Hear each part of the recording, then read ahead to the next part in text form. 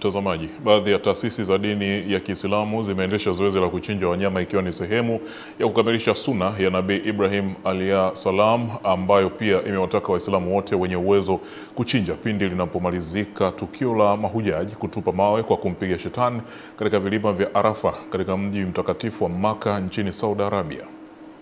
Miongoni mwa taasisi zilizochinja wanyama na kugawa kwa wananchi ni taasisi ya misaada ya kijamii ya Hikmat Dawa ya Kiorani jijini Dar es Salaam, ambapo itachinja ng'ombe zaidi ya 200 pamoja na mbuzi 500 na kutolewa kwa wananchi wenye uhitaji. Lakini kwa niaba ya serikali nichukue fursa hii ya kumpongeza na kumshukuru mkurugenzi wa Khidmat Umma ndugu yangu Alfu Tanzania kwa moyo wake wa upendo. Leo sikukuu ya Idi El Haji ameamua kuchinja mbuzi, ameamua kuchinja ng'ombe pamoja na kondoo, lakini pamoja na ngamia kwa ajili ya kuwapa wananchi wasiokuwa na uwezo. Na hii ni ibada. Kwa hiyo niombe taasisi nyingine ziweze kuiga mfano wa ndugu yangu Alfu Tanzania kwa namna anavyojitoa kusaidia katika jamii.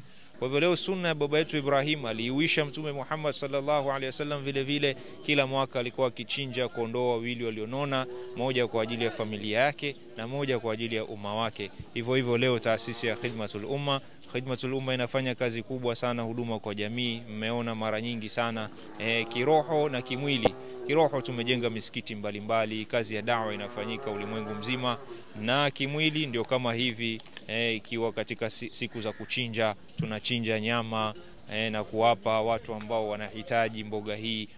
Aidha, zoezi hilo pia limefanywa na taasisi ya Muslim World League ya Temeke jijini Dar es Salaam, ambapo zaidi ya wananchi 1000 walipatiwa nyama na taasisi hiyo kwa ajili ya sherehe zaidi.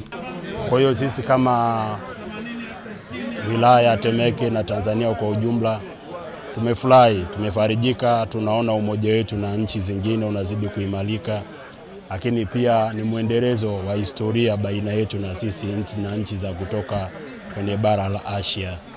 Kwa hiyo tunafurahi sana na tunawaombea kwa Mwenyezi Mungu wakati mwingine na kipindi kingine watoe zaidi na zaidi. Zoezi zima ambalo tunashukuru katika ufalme wa King Salmani, yeye huwa hasahau katika zoezi zima la kila mwaka kama huu wa kutoa sadaka kuwapa Watanzania.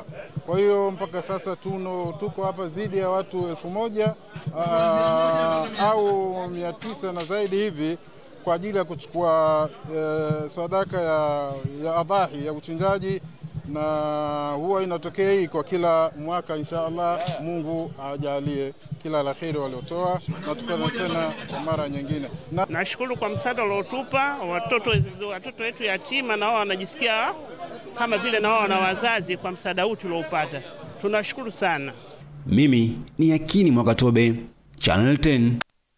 Katibu mkuu wa Chama cha Mapinduzi